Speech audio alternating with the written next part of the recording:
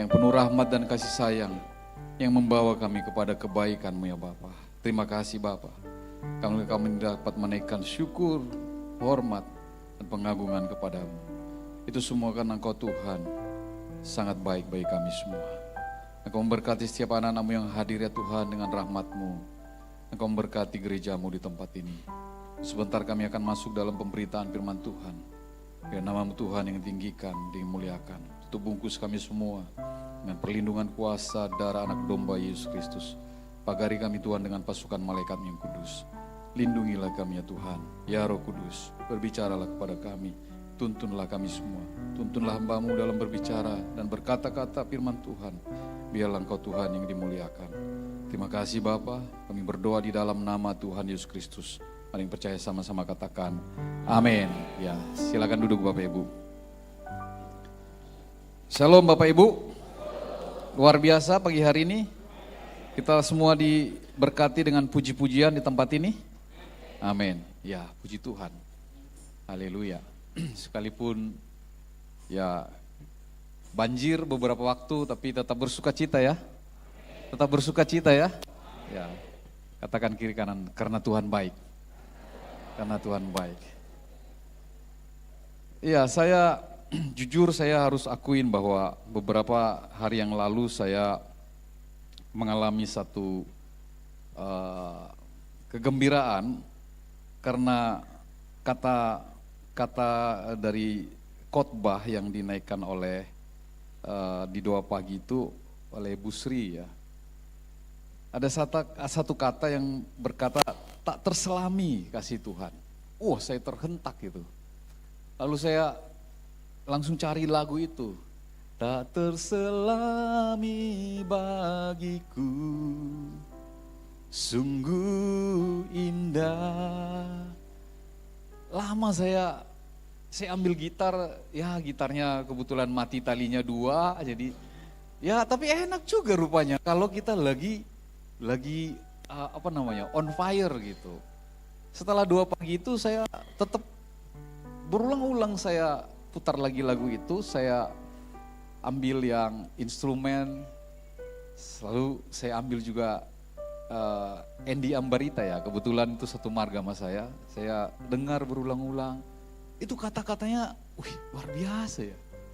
Lalu saya merenung-renungkan, benar juga ya, sungguh indah yang kau pikirkan tentangku. Saya memikir-mikir ke belakang, ke masa dahulu, waktu saya masih remaja, seorang yang introvert, yang padahal ya kita ada di lingkungan yang terbuka karena dekat terminal. Tapi saya lebih banyak ada di meja belajar, jam 5 pagi saya udah belajar, sampai jam 12 malam. Begitu setiap hari.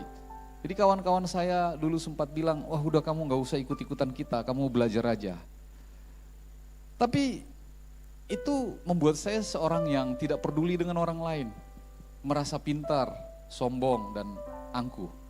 Saya merasa karena ya di antara teman-teman sebaya itu saya yang lebih pintar. Mau olahraga juga saya tetap paling pintar, main catur juga ngalahin orang-orang tua. Saya sombong. Tapi dari perjalanan itu, dari seorang yang introvert yang hanya ada di rumah, ternyata saya mikir-mikir, kalau saya zaman dahulu itu seperti itu, mana bisa bicara, mana bisa ngomong firman Tuhan, mana bisa menjadi seorang gembala. Maka kata tak terselami itu gak bisa dipikirkan, kok bisa ya dirubah. Wah terima kasih, sungguh indah bentukan Tuhan. Kalau kita nyanyi dulu lagu ini, tolong bantu dulu. Saya selalu memulai ini selalu sulit.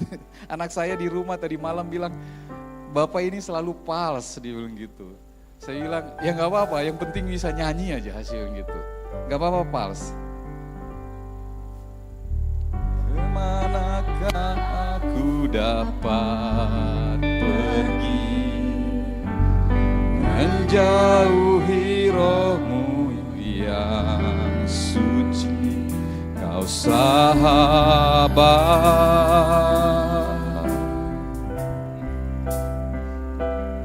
Kau dekat.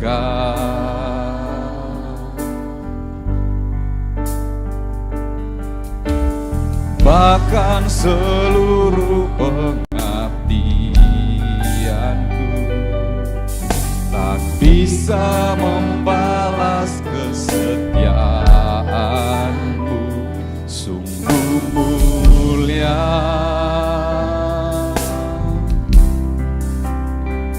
dan berharga. Sungguh besar pengorbananmu bagiku, terlalu dalam untuk dimengerti. Sungguh besar,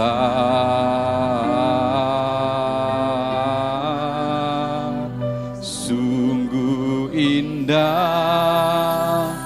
yang kau pikirkan tentangku, tak terselami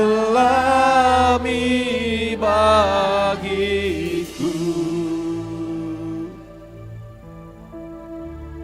Sungguh indah. Tepuk tangan bagi Tuhan Yesus. Saya percaya Bapak Ibu juga kalau renungkan kata-kata ini, memikirkan tentang Tuhan itu terlalu sulit bagi kita. Tapi juga memikirkan tentang diri kita yang Tuhan pakai, Tuhan ubahkan, itu juga tidak terselami. Kok bisa ya? Sebab itu memang bukan karena kita, tapi karena Dia mau. Tapi kita bersedia, kita rela. Kalau kita ingat-ingat ini, Bapak Ibu saudara kasih Tuhan, kita berpikir, apa sih yang sudah saya buat? Sehingga kita dari kata itu sungguh besar pengorbanan bagiku. Dan kita lihat bahkan seluruh pengabdianku itu tidak bisa membalas kesetiaanmu. Jadi Yesus mati di kayu salib itu tidak ada yang bisa membalaskan itu dari seluruh perbuatan kita.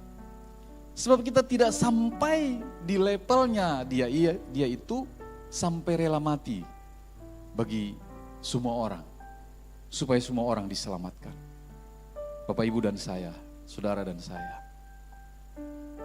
Kalau kita renung-renungkan kasih Tuhan itu, wah memang benar-benar bisa kita, ya siapakah aku ini Tuhan, jadi biji matamu. Dengan apa kan ku balas Tuhan selain puji dan sembah. Nah, kalau Bapak Ibu merenung-renungkan itu, kebaikan Tuhan itu, entah apapun keadaanmu hari ini, tapi engkau bisa bernapas dengan baik, bisa mengangkat tanganmu pada Tuhan, bisa mempergunakan mulut untuk memuji Dia. Tidak ada alasan bagi kita untuk kita tidak menyembah Dia dan memuji Dia. Maka kalau itu tersentuh di hati kita, itu Bapak Ibu kita bisa menangis loh. Menangis terus. Dari pagi saya menangis tuh nyanyi di situ. Sini juga tadi khotbah menangis. Gak terbendung karena kita berusaha sebagai laki-laki pun untuk membendung itu. Tapi kita merasakan, aduh siapa saya Tuhan? Kenapa Engkau mengasihiku? Perbuatanmu itu begitu luar biasa. Harusnya kita tidak mendapat tempat di hatinya Dia. Karena kita nakal, karena kita salah, karena kita tidak bisa mengekang mulut kita, karena tidak bisa membuat yang jauh lebih baik yang harusnya kita bisa lakukan. Tapi Tuhan tetap datang kepada kita semua. Dia ajaib, Dia mulia, Dia terpercaya, Dia penuh belas kasihan. Jadi kalau kita mengingat-ingat itu Bapak Ibu saudara Tuhan, kalau kita sudah mengalami Tuhan itu, Maka itu yang Tuhan mau supaya orang lain juga mengalami Tuhan. Itulah yang disebut dengan amanat agung. Jadi waktu Tuhan Yesus mau naik ke surga itu sesungguhnya dia berpikir 12 murid ini sudah mandiri. 11 murid itu sudah mandiri. Maka sekarang dia akan pergi. Maka murid-murid ini akan meneruskan apa yang dia telah perbuat. Dan memang Bapak Ibu Saudara Tuhan, ke-11 murid itu pun matinya seperti Yesus. Ada yang diseret, ada yang disalibkan terbalik, ada yang digoreng, bahkan ada yang ditombak. Semuanya itu menggambarkan bahwa setiap kita tidak perlu mempertahankan nyawa kita. Tapi setiap kita memakai hidup kita, mempergunakan waktu kita dan hidup kita untuk meneruskan kasih Yesus bagi banyak orang. Sebab dengan kasih itulah maka akan banyak orang menjadi berbalik dari jalan-jalan yang jahat. Merendahkan diri dan berdoa mencari Tuhan. Tanpa kasih itu Bapak Ibu Saudara Tuhan, maka orang tidak akan melihat apa-apa dalam hidup kita. Sebab itu Bapak Ibu Saudara Tuhan, kita akan baca firman Tuhan pagi hari ini di dalam Filipi pasal yang keempat, ayat yang kedua sampai dengan ayat yang ke-9. Nasihat-nasihat yang terakhir. Ya, tolong dibuka di dalam layar.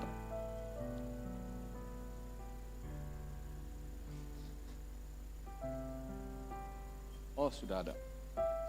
Ya, Bapak Ibu kita baca bergantian. Saya mulai dari ayat yang kedua, Bapak Ibu ayat yang ketiga, dan selanjutnya sampai ayat 9 kita sama-sama. Ayat yang kedua, Euodia kunasihati dan Sinteke kunasihati, supaya sehati sepikir dalam Tuhan. Ayat yang ketiga, silakan.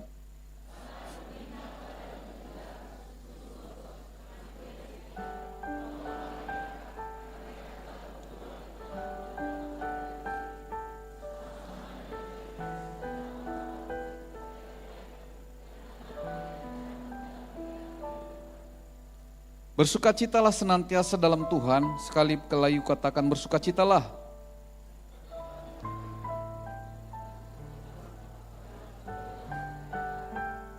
Janganlah hendaknya kamu khawatir tentang apapun juga, tetapi nyatakanlah dalam segala hal keinginanmu kepada Allah, dalam doa dan permohonan dengan ucapan syukur.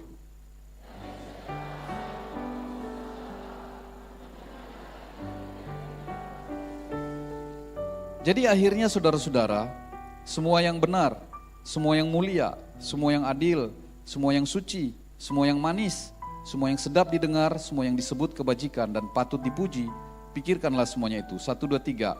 Dan apa saja yang telah kamu pelajari, dan apa yang telah kamu terima, dan apa yang telah kamu dengar, dan apa yang telah kamu lihat padaku, lakukanlah itu, maka Allah sumber damai sejahtera akan menyertai kamu. Amin.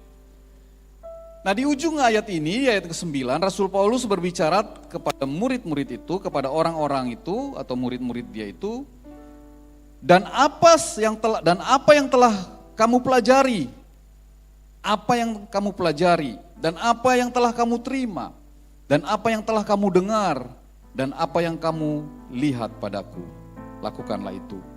Maka Allah sumber damai sejahtera itu akan menyertai kamu. Jadi bagi kita yang sudah belajar, yang sudah diajar, yang sudah menerima pengajaran itu, yang sudah mendengar, dan yang melihat pengajaran itu, kata Rasul Paulus, lakukanlah itu, maka Allah sumber damai sejahtera akan menyertai kita.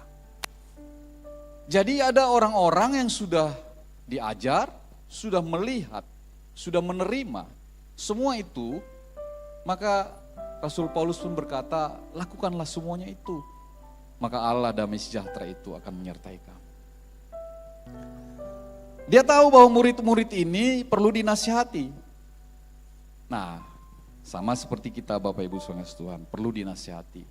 Itu sebabnya dibuka dengan kata nasihat-nasihat terakhir. Euodia kunasihati, Sinteke kunasihati, supaya sehati sepikir dalam Tuhan. Seseorang bisa menjadi seorang murid kalau orang-orang ini sehati sepikir. Siapakah orang yang bisa sehati sepikir dalam satu kumpulan? Adalah orang-orang yang rendah hati dan orang-orang yang lemah lembut. Itu yang bisa sehati sepikir.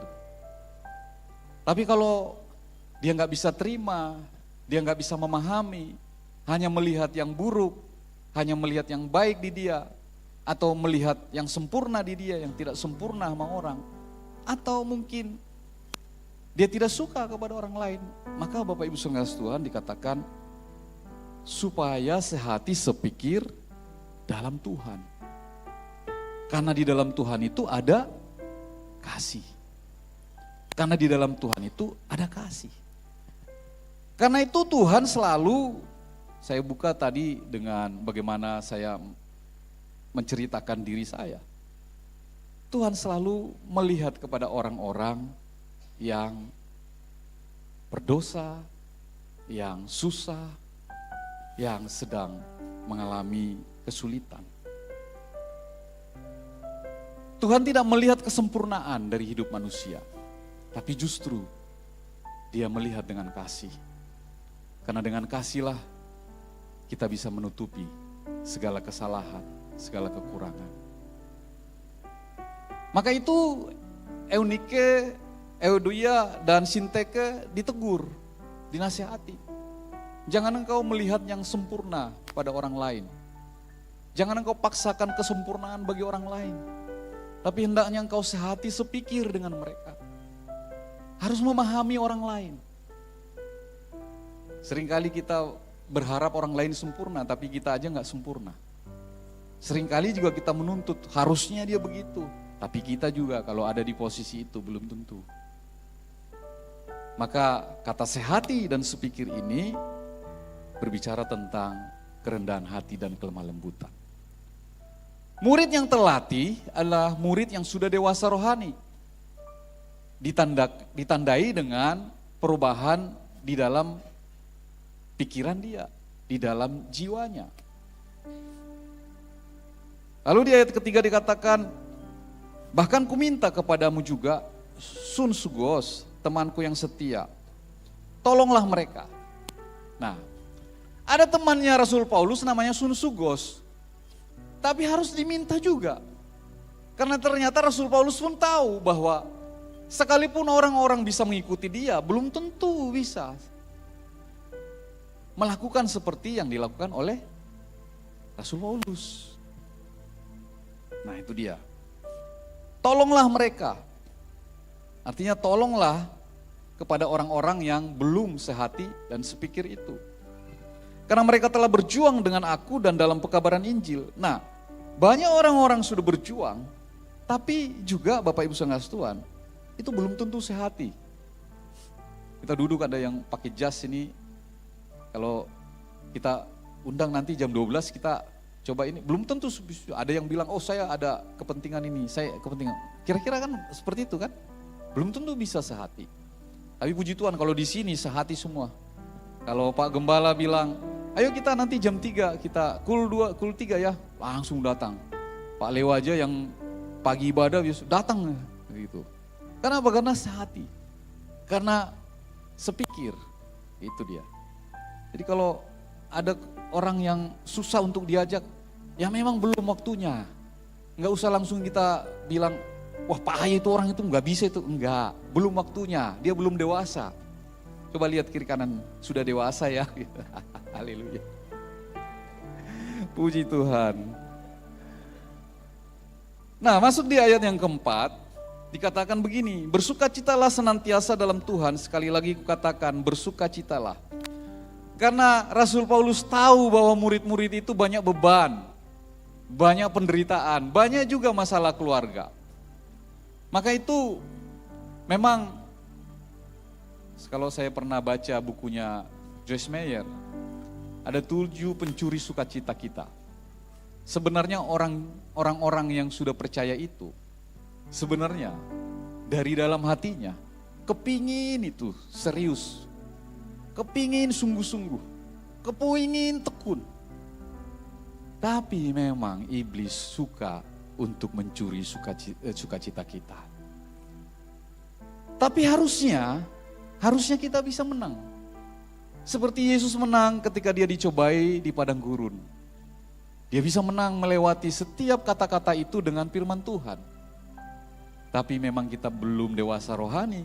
Firman itu belum melekat betul dan kita belum bisa menguasai diri. Sehingga kadang-kadang pun kita kehilangan sukacita hanya karena perkara-perkara kecil. Tidak perlu perkara-perkara berat. Kata-kata saja sudah bisa merubah sukacita seseorang. Nah, oleh sebab itu Rasul Paulus ingatkan, kalau kita melayani, kalau kita sedang memuridkan orang, kita tidak dalam sukacita, bagaimana jadinya orang mau ikut sama kita? Contoh, kalau saya memuridkan katakanlah Andri, tapi kita sudah janjian untuk kita berbincang, lalu waktu datang saya pun bilang begini sama Andri, aduh Andri, saya lagi susah ini Andri, saya lagi banyak masalah. Bagaimana murid mendengar guru banyak masalah? Lah kalau guru aja banyak masalah mengeluh, bagaimana saya murid? Kira-kira begitu toh? Maka banyak ibu-ibu yang pintar sandiwara. Iya, ibu saya paling pintar bersandiwara. Dia bawa karena dia guru sekolah. Tapi guru sekolah ngajari sekolah itu cuma sejam. Sejam lagi tuh cari dedak dan lain-lain buat dijual di kota. Lalu nanti dia pulang itu bawa pisang goreng 2. Bawa teh manis 1 plastik begitu. Kita anak-anaknya datang, wih mah bawa apa? Itu makan. Mama udah makan? Udah, aku udah kenyang tadi. Padahal dia belum makan apa-apa. Dia cuma bersandiwara supaya dia gak kelihatan susah. Dia cuma berpura-pura bahwa dia tidak lemah. Begitulah seorang ibu mengajarkan anaknya, Bapak Ibu. Dia mau seperti seseorang yang kuat, supaya anaknya kuat. Sama seperti kita, bersukacitalah.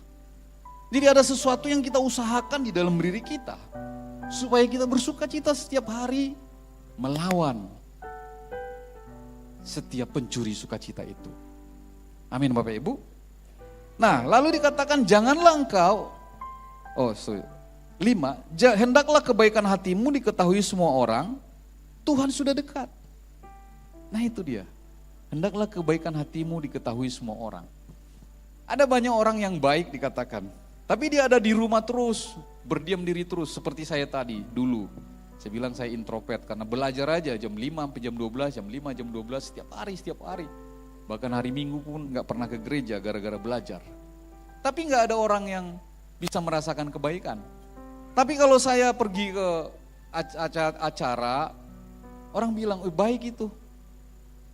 Tapi orang gak bisa merasakan kebaikan saya.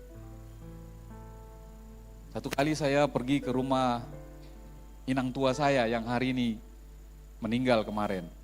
Besok saya mau ke sana. Satu kali saya pergi ke rumah dia. Dia tegur saya, kenapa kau terlalu banyak diam? Orang gak tahu isi hatimu. Belajar berbicara supaya orang tahu isi hatimu. Pada waktu itu saya mendengar itu, saya rasanya ngelawan dalam hati. Orang saya gak apa-apa kok, dengan keadaan begini saya senang kok. Bapak Ibu saudara kasih Tuhan, ternyata setelah berapa tahun kemudian saya nikmati kata-kata itu. Iya benar, kalau kita gak melakukan sesuatu, kita diam saja, mulut diam, tangan diam, gak ada yang dikerjakan. Baik itu. Baik apanya? Gak ada yang diperbuat. Minimal mulutnya berdoa, mendoakan orang. Gak bayar kan? Berdoa gak bayar kan? Atau tangannya dipakai untuk membantu. Atau uangnya, kalau ada. Kalau gak ada ya gak usah. Gak paksaan. Tapi firman ini berkata, hendaklah kebaikan hatimu diketahui semua orang. Tuhan sudah dekat. Loh, Kok dengan perbuatan kebaikan kita dikatakan Tuhan sudah dekat? Karena itu Tuhan yang buat. Tuhan baik. Tuhan baik. Sehingga kalau kita berbuat baik, orang melihat Tuhan di dalam kita. Maka Tuhan itu dekat dengan sekelilingmu. Coba lihat kiri kananmu. Nah, Tuhan dekat gak sama dia? Dekat. Kenapa? Karena dia baik. Kita bisa melihat kebaikan dari dalam dirinya. Amin. Tepuk tangan bagi Tuhan kita. Haleluya. Tapi juga ternyata banyak orang-orang yang mau memuridkan ini pusing juga dengan kehidupannya.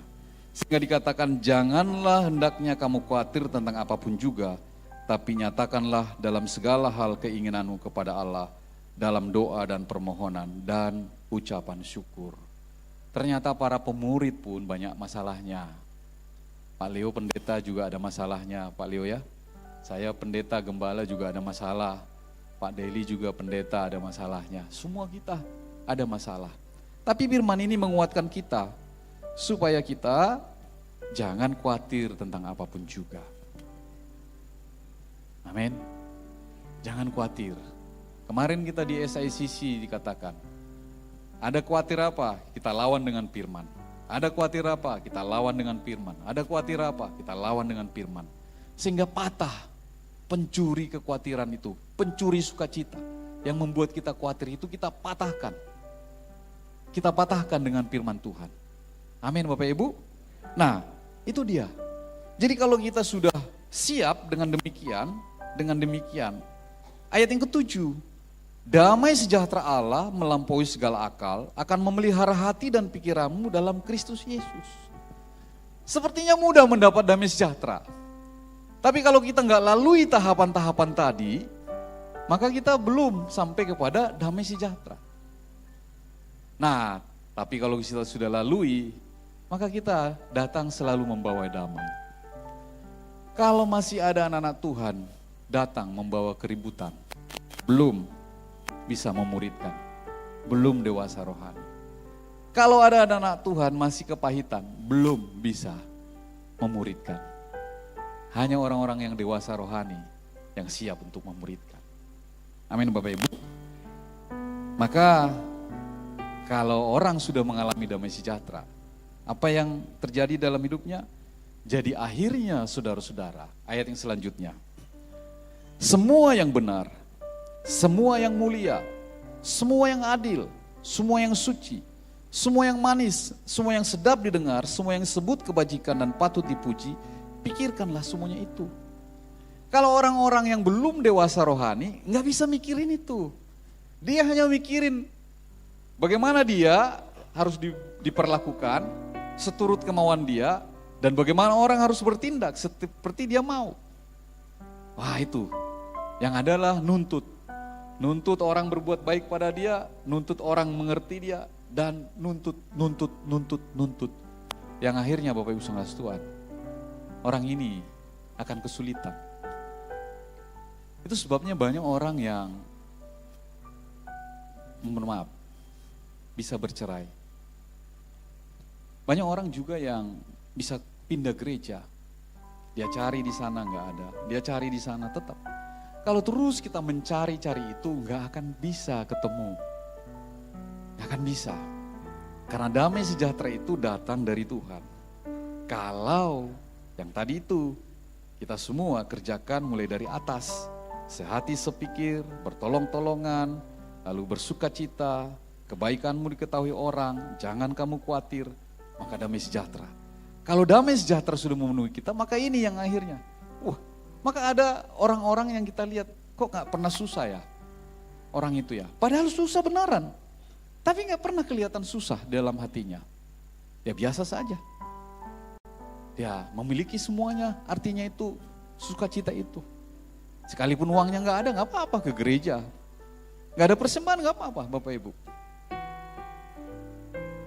Toh sering juga kita lihat amplopnya kosong kok. Tapi saya bilang gak apa-apa. Walaupun dicemplungin kosong pun gak apa-apa. Gak apa-apa Bapak Ibu. Selama engkau sukacita datang ke rumah Tuhan. Sebab tidak ada yang lebih indah bagi kita selain kita ada dalam hadirat Tuhan. Di luar itu kita tidak mendapat apa-apa. Coba saja. Tapi kalau kita datang ke Tuhan, waduh. Sungguh indah Kau Tuhan, benar kasih dan sayang. Kau sumber kekuatan bagi semua orang yang terluka. Sungguh indah Kau Tuhan, menara perlindungan. Kau sumber kekuatan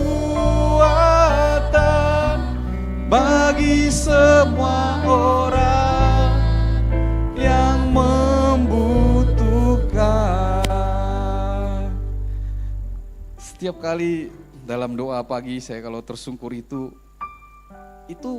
saya seperti melihat menara.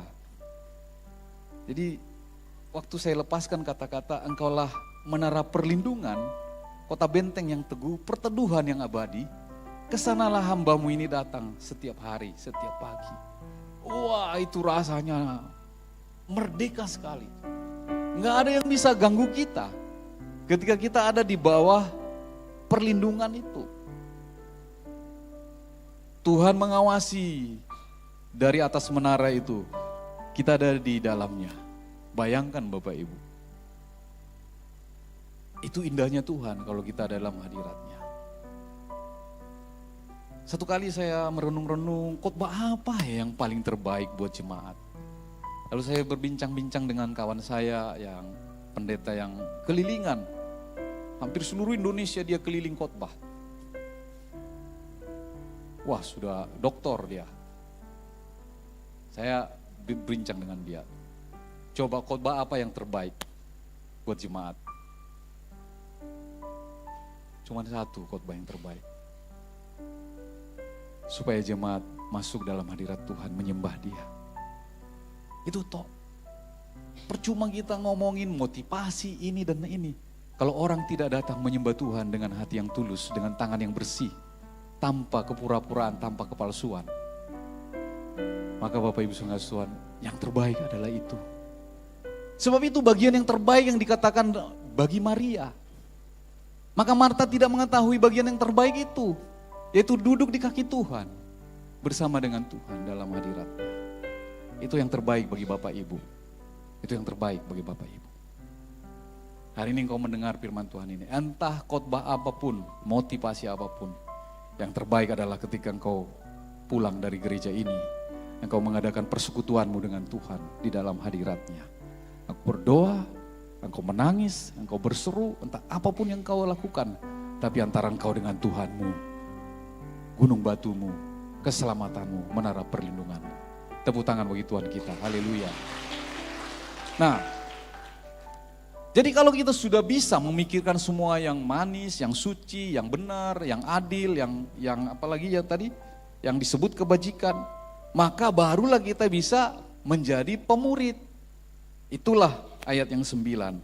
Dan apa yang telah kamu pelajari, dan apa yang telah kamu terima, dan apa yang telah kamu dengar, dan apa yang telah kamu lihat padaku, lakukanlah itu, kata Rasul Paulus.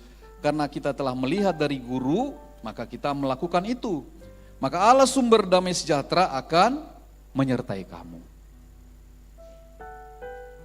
Seringkali kata-kata yang terakhir ini kita lupa bahwa tanpa penyertaan Tuhan semuanya sia-sia.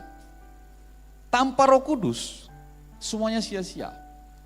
Maka jangan pernah lupa Roh Kudus. Kita yang ada di gereja karismatik ini beruntung. Kenapa? Karena satu pribadi Roh Kudus itu diajarkan dengan baik di gereja kita. Banyak orang melupakan Roh Kudus karena merasa pekerjaan-pekerjaan itu 2000 tahun yang lalu. Hanya pas di kamar loteng atas. Tapi tidak.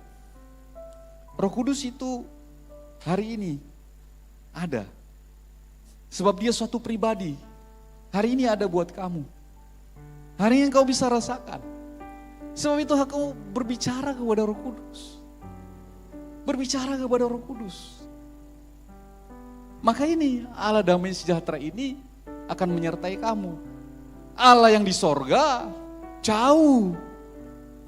Yesus yang ada di sorga jauh. Tapi siapa yang bisa menyertai itu? Allah Roh Kudus. Allah Roh Kudus. Jadi kalau mau kita berubah, kita minta kepada Bapa, tapi Allah Roh Kudus yang melakukannya bagi kita. Allah Roh Kudus, di hati, ku rindu kau selalu dalam hidupku. Allah Roh Kudus, Allah Roh Kudus, ubah hatiku, jelikanku, jamalah ku rindu hadiratmu. Sembah kudus, sembah kudus, kudus, kuduslah Tuhan, dan ku sanjung kau mulia, mulia bagimu Tuhan. Ada satu lagu Pentakosta lagi itu, saya agak lupa syairnya. Ya namanya juga sudah tua ya, udah di atas umur pensiun, jadi suka lupa. Bertemu muka dengan muka, tenggelam di dalam kasih-Mu Bapa. Oh Tuhan, ku rindukan selalu diam dalam bait-Mu. Wah itu ya, waduh gimana yang menggambarkannya? Saya susah menggambarkannya karena suasana hati ya. Jadi kalau kita datang kepada Tuhan itu, waktu kita nyanyi pun duduk atau tersungkur atau apapun itu seperti ada Dia di samping kita. Kadang-kadang dalam satu ibadah itu, Bapak Ibu maaf ya, mungkin saya kadang-kadang tangan saya itu dipegang, hangat gitu. Ada yang mengangkat tangan saya. Itu tidak sekali dua kali, berkali-kali saya rasakan itu. Tuhan ada di sini, bertemu muka dengan muka. Itu puasnya itu Bapak Ibu nggak bisa dibayangkan. Maka kalau kita para pemurid yang sudah dipersiapkan itu harus ada dalam hadirat Dia. Harus ada dalam hadirat Dia. Kalau kita nggak ada di sana Bapak Ibu, kita menjadi orang yang kosong. Nggak bisa membawa orang kepada Tuhan. Karena tanpa persekutuan itu maka kita nggak mempunyai kekuatan apa-apa. Itu sebabnya bersukacitalah, jangan engkau khawatir. Itu harus dengan persekutuan. Kita sebagai manusia biasa tetap ada masalah Bapak Ibu, nggak bisa, nggak mungkin. Kita selama masih hidup, masih ada nyawa, kita pasti merasakan banyak persoalan. Tapi ketika kita datang pada Dia, maka kita dipuaskan dari dahaga kita. Tepuk tangan bagi Tuhan Yesus. Bertemu muka dengan muka, tenggelam di dalam kasih-Mu Bapa. Oh Tuhan, ku rindukan selalu diam dalam bait-Mu. Wow, kalau kita sudah ada di diam dalam bait-Nya, maka Allah sumber damai sejahtera itu akan menyertai kita. Amin Bapak Ibu. Nah sekarang kita sudah siap nih menjadi pemurid. Sudah diajar, sudah dinasihatin, sudah dituntun sampai kita mengalami Tuhan. Dan sekarang apa yang telah kamu pelajari, apa yang telah kamu terima, apa yang telah kamu dengar, dan apa yang telah kamu lihat, lakukanlah itu. Lakukan. Jangan simpan dalam bejana yang tertutup. Tapi bejana itu harus bisa dinikmati semua orang. Bejana itu harus terlihat dan terbuka, Bapak Ibu. Amin Bapak Ibu. Saya senang dengan Opung Aritonang.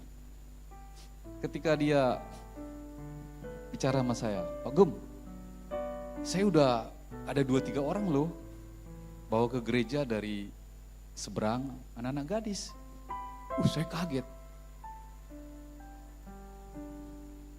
Kan gak perlu harus PDP, PDM, PDT. Gak perlu kan? Tapi perlu seperti tadi. Sampai dia mengalami sukacita itu.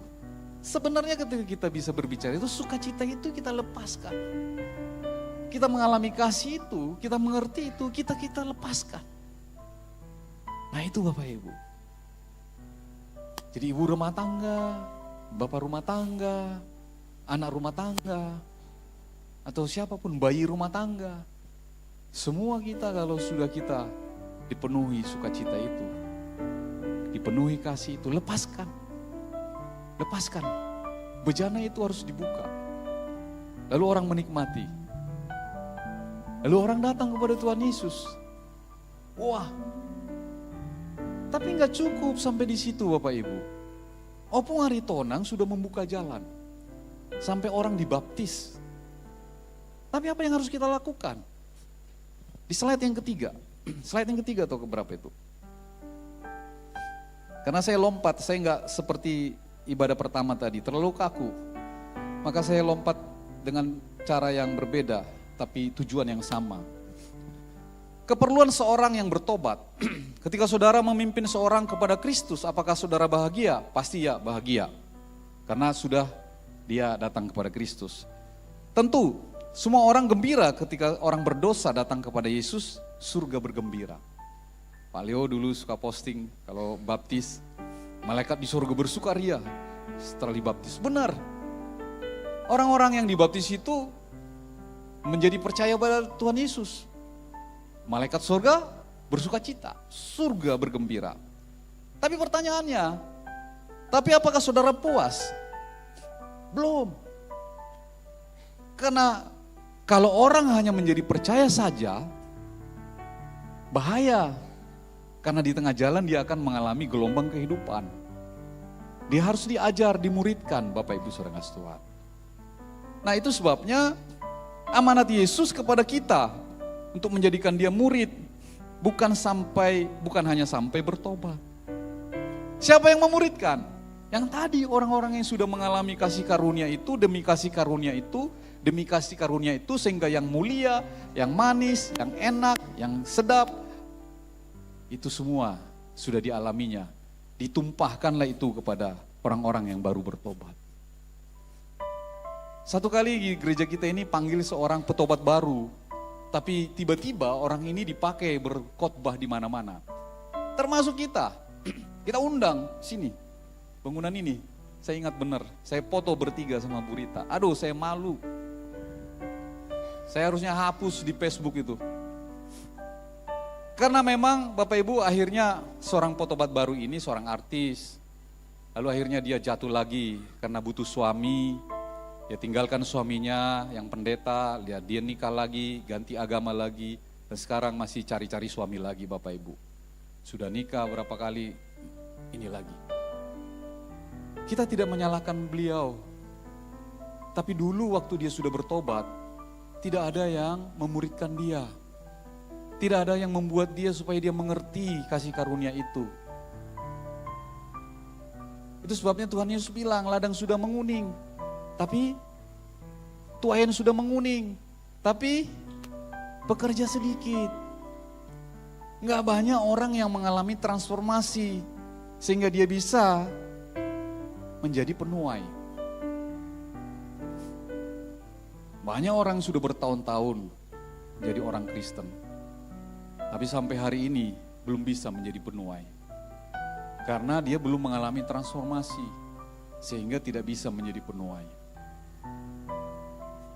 Satu kali kakak ipar saya dan abang saya datang dari Sumatera. Lalu di rumah anaknya kami kumpul. Dari jam 10 malam, 9 malam lah, sampai jam 4 pagi kami ngobrol. Awal-awalnya ngobrol karena sukacita bertemu saudara lama. Walaupun bapak kami yang kakak adik, tapi rasanya kalau saudara kita itu ketemu ya senang banget, cerita di kampung gimana. Hingga satu titik dalam perkataan itu, saya mulai melepaskan kata-kata yang saat itu sebenarnya juga saya tidak mengerti karena saya masih muda, umur 25 tahun. Lalu saya bilang begini, Bang, Kak, itu janganlah ikut-ikutan penyembahan berhala di kampung. Itu roh-roh nenek moyang dipanggilin, ditanyain nasib, ditanyain penyakit segala macam. Siapa itu? Itu apa itu? Kalau kita udah percaya sama Tuhan, kaki kita harus kepada Tuhan. Jangan kaki kita di sini, kita di sini. Saya dibilang begini, kau, karena umur kita kan beda.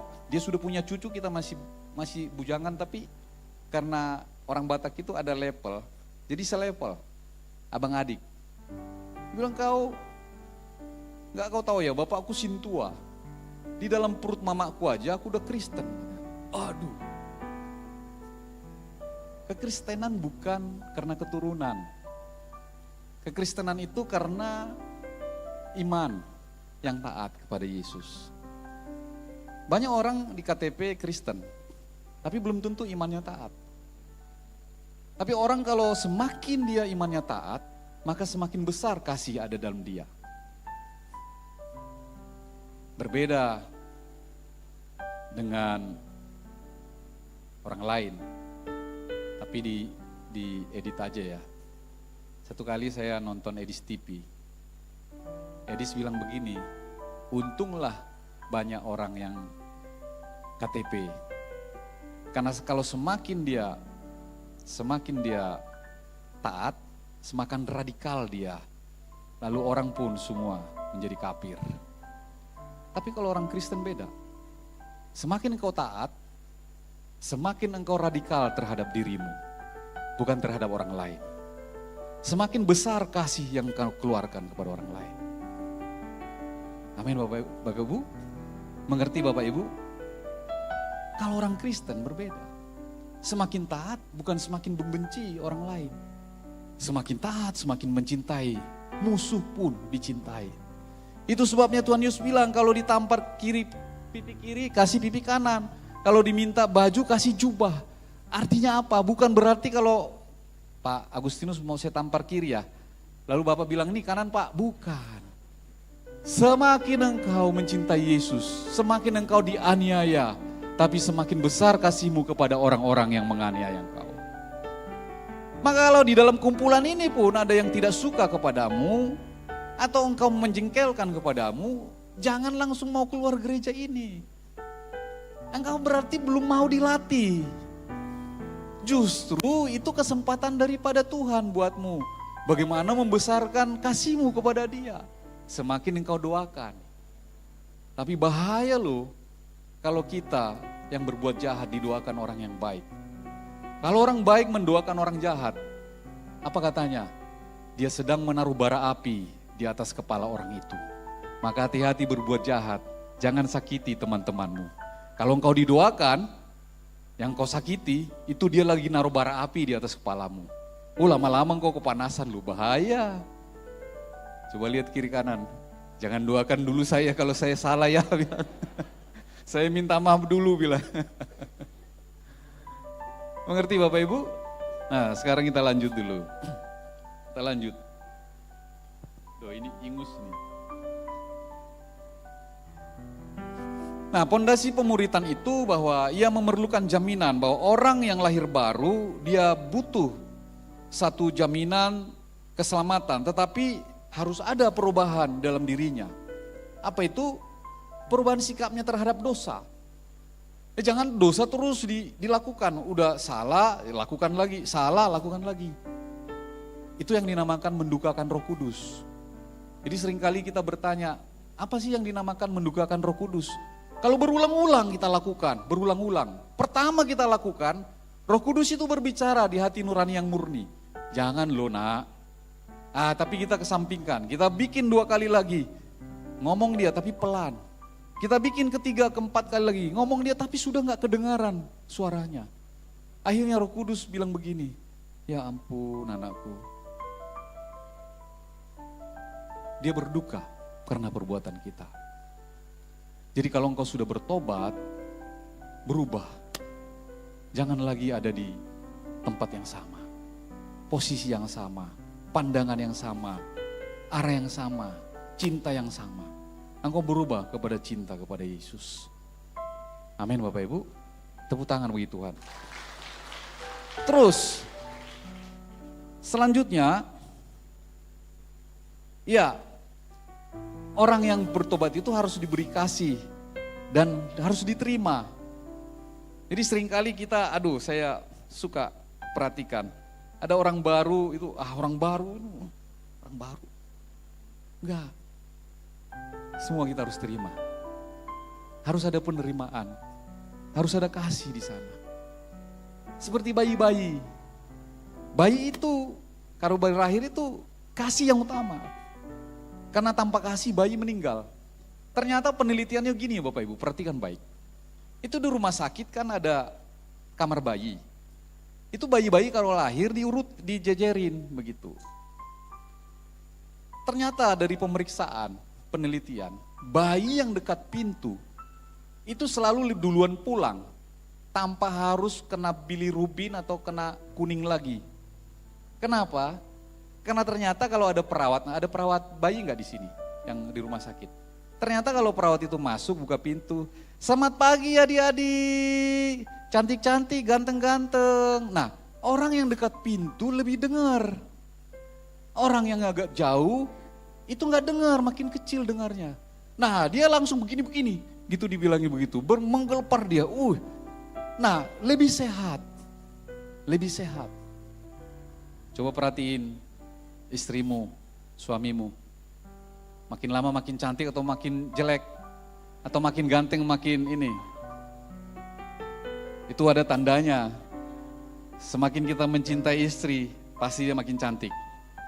Semakin kita mencintai suami, pasti dia semakin ganteng. Sekalipun rambut sudah mulai habis, tapi tetap ganteng. Tapi kalau istrinya timpang, istrinya cantik, suaminya hati-hati, berarti istrinya kurang perhatian sama suaminya. Coba lihat anak-anakmu juga. Maka coba lihat anak-anak yang kecil, tadinya jelek, hitam, tapi kok bisa tambah besar, tambah cantik ya? Karena dikasihi. Sama dengan petobat baru. Kalau orang bertobat yang baru, maka harus dikasihi. Supaya semakin hari semakin lihat kemuliaan Tuhan di dalam dia. Amin Bapak Ibu. Jangan ada orang bertobat atau orang baru kita langsung tolak, itu mah. Janganlah. Kita yang sudah gak boleh Bapak Ibu. Amin. Nah terus, karena ini udah 52 menit, sama seperti tadi 58 menit. Perlindungan dan persekutuan. Paulus berdoa seperti sakit bersalin sampai rupa Kristus nyata dalam mereka. Nah kalau ada seseorang yang kita muridkan, kita bertanggung jawab dengan batinnya dia, nyawanya dia. Oleh sebab itu perlu kita berdoa seperti orang mengerang sakit bersalin. Tuhan tolong dia, Tuhan lindungi dia, Tuhan jagai dia. Para pendosa paat ini kan sering dibicarakan tentang sakit bersalin. Kalau engkau berdoa, jangan sekedar dilepaskan. Tapi harus datang dari hati yang dalam, hati yang mencintai orang itu. Bukan mencintai secara menggebu-gebu, tapi mengasihi dia karena supaya Tuhan juga dia mengalami Tuhan di dalam hidupnya. Itu yang dinamakan seperti sakit bersalin. Tolong dia Tuhan, lindungi dia. Nah, Tapi juga nggak hanya didoakan, karena doa memang lebih mudah ya, karena nggak bayar. Tapi juga ada persekutuan. Maka itu Bapak Ibu kan ada kul-kul, masuk dalam persekutuan. Saya terus ingatkan, kul-kul yang sudah banyak, udah jumlahnya banyak, pisahkan supaya ada kesempatan menjadi pemurid di sana. Kalau enggak, nanti hanya pemuridnya itu aja dan terus itu menjadi murid, tak pernah memuridkan.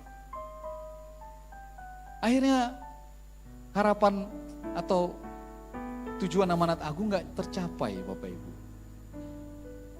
Tuayan banyak, pengerja sedikit. Yang terakhir, kasih firman Tuhan. Nah, orang yang baru bertobat harus terus baca firman Tuhan. Terus. Nah ini dia, latih tanggung jawab rohani. Seperti seorang bapak.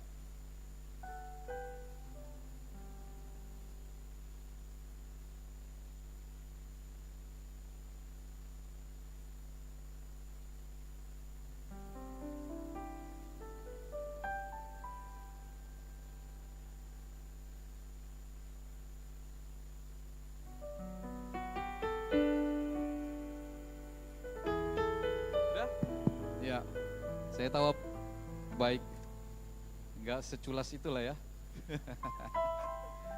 Ya, jadi tentang memuridkan ini Bapak Ibu, itu seperti kita dengan anak kita.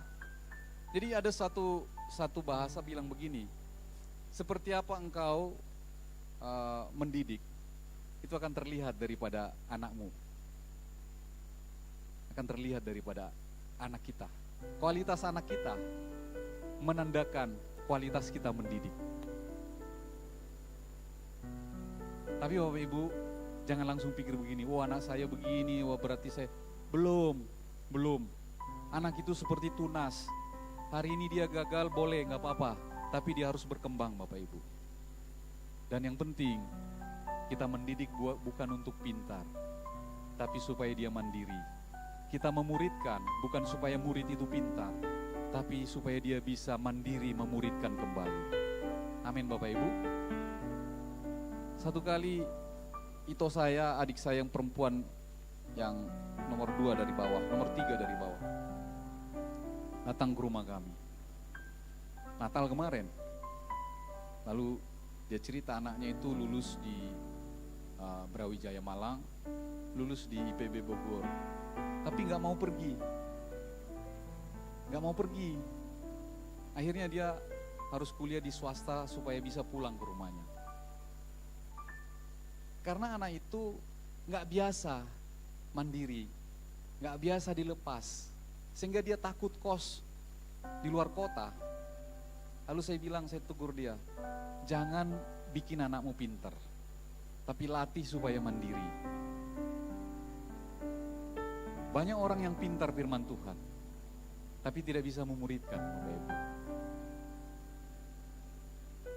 Banyak orang tua yang terus dampingin anaknya. Dari SD, anaknya yang ujian, dia pun siap-siap mau ujian. SMP mau ujian anaknya, dia pun ujian. SMA ujian, dia pun ujian. Kuliah ujian. Anaknya sudah kerja pun dibawa-bawain bontotnya. Ikut-ikutan dia nunggu di kantornya. Gak bagus. Anak-anak itu jangan lihat hari ini dia gagal atau apapun, tapi justru banyak tantangan. Dia akan makin kuat Bapak Ibu saudara Tuhan. Anak saya yang laki-laki Felix, waktu dia mau seminar, kan kalau teknik itu ada seminar dulu baru sidang sarjana. Dia telepon saya habis seminar, Pak, dibantai Pak. Kenapa? Dihajar habis, dicoretin, pengujinya killer, wah habis dah, ganti judul Pak. Kayaknya maaf Pak, gak bisa 4 tahun Pak. Wah, saya harus menguatkan anak itu sebagai seorang bapak.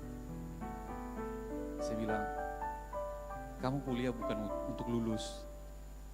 Kamu kuliah supaya kamu mandiri.